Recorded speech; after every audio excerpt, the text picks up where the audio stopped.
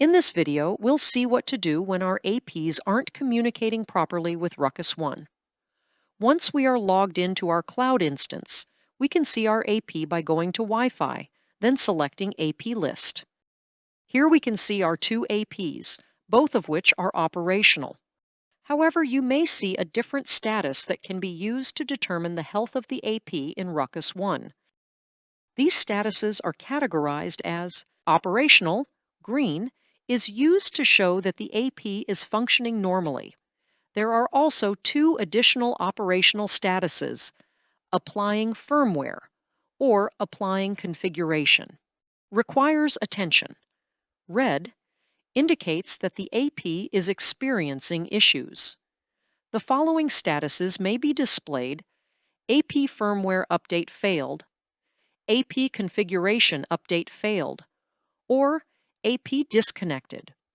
In setup phase, gray, can either be never contacted cloud, which indicates that the AP has never connected to the Ruckus cloud, or it could be initializing, which is a short-term status after the AP connects to the cloud.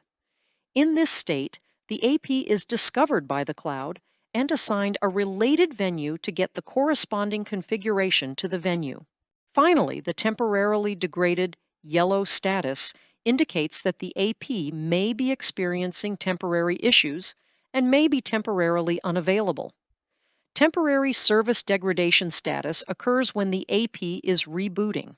If you find your listed APs are not moving to the operational state after a period of time, you will need to troubleshoot the problem.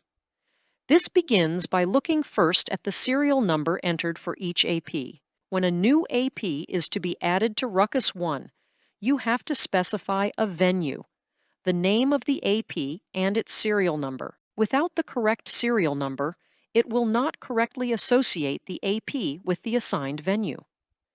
AP registration can also be done by using the Ruckus One mobile app. To onboard APs using your smartphone camera to scan the serial number, ensuring it is recorded correctly. If the serial number is correct, the next thing we should check is the network connectivity of the AP. You can utilize LEDs on Ruckus APs to determine the status of an AP's connection to the cloud.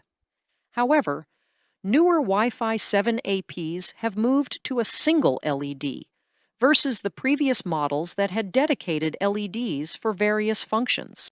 In APs with multiple LEDs, we can observe both the power LED and a DIR CTL LED. If the power LED is flashing slowly, this is an indication that the AP is not getting a correct IP address. This could be a problem with receiving DHCP address assignment, wrong static IP assigned, the default gateway, or maybe the wrong VLAN. You will have to make sure that the local issue is taken care of for the AP to reach the internet and successfully contact the cloud. The DIR CTL LED behavior is broken down as follows. Solid green indicates successful connection to the controller. Fast flashing green indicates the device is obtaining updates from the controller. Slow flashing green indicates that the AP is disconnected from the internet. In the situation where the CTL DIR is slowly flashing green, you need to check the network connection and/or firewall settings. A solid DIR CTL LED doesn't technically mean that there is a successful connection to Ruckus One. Smart Zone managed APs will also show this LED as solid green. If you have a split environment or are migrating, this is something to keep in mind. As stated earlier, newer Ruckus APs have a single LED to determine operational statuses. On these APs, a slow blinking amber light indicates issues with the controller connection, while a solid green indicates controller status is operational. Refer to your AP's Quick Setup Guide for more details on LED status. For APs managed by Ruckus One, it is recommended to use static addressing.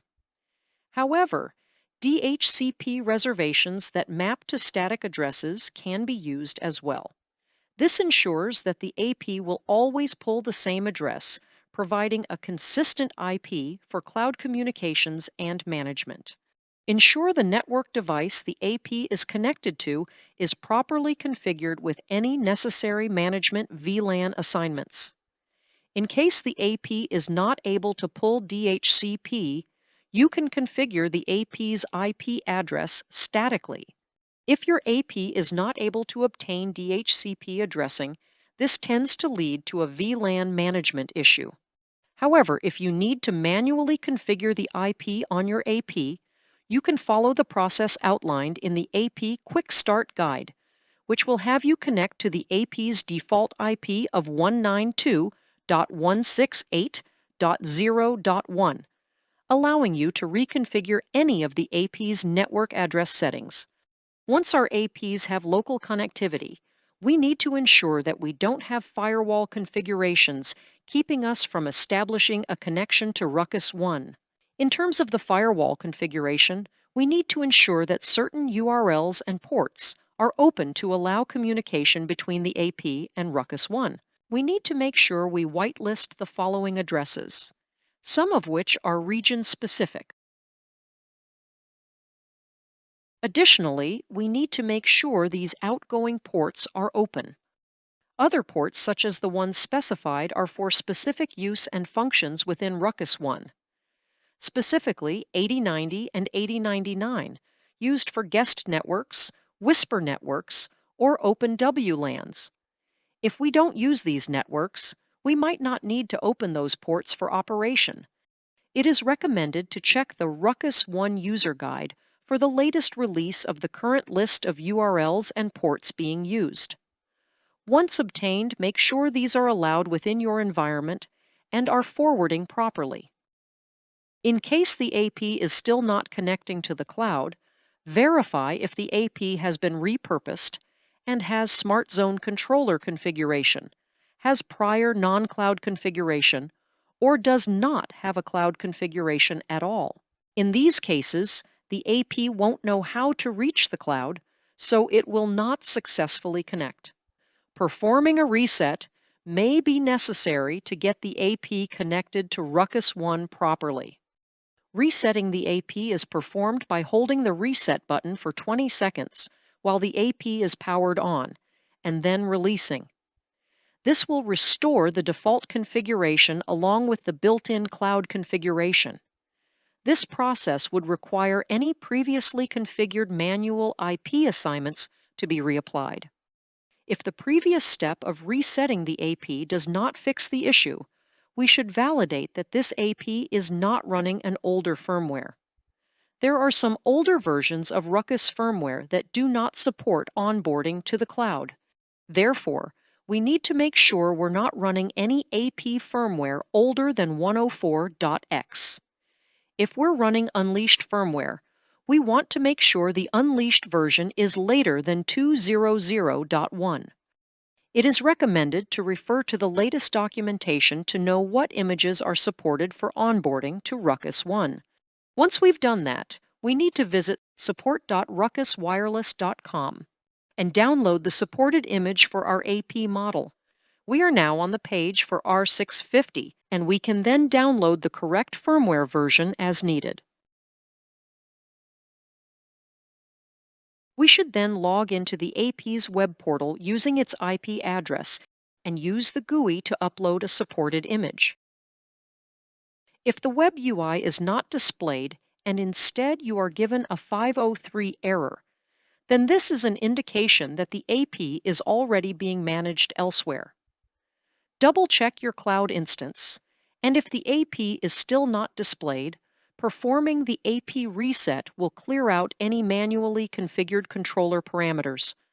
However, if a form of controller auto-discovery is already established, it is likely that the AP would re-establish to the controller that previously managed it. Once the AP has the new firmware applied and rebooted, it will transition from the solo code to the cloud code, which will require a reboot, possibly multiple times, and then it should become operational.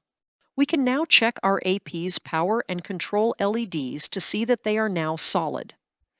If the venue the AP is assigned to has WLANs configured, one or both of the radio LEDs might turn to amber, indicating it is advertising WLANs, but it does not have any clients connected yet. An AP in this operational status means it is correctly connected to the Ruckus One cloud and is available for AP management or use. Accessing the command line for the AP, you can perform simple ping tests to ensure basic connectivity. You can check the controller connection status with either the Get SCG or Get ACX command. Later versions of AP firmware use the ACX command. You can also run the command Get syslog log to view events and failures that pertain to the connection to Ruckus One, which may give insight into connection failures.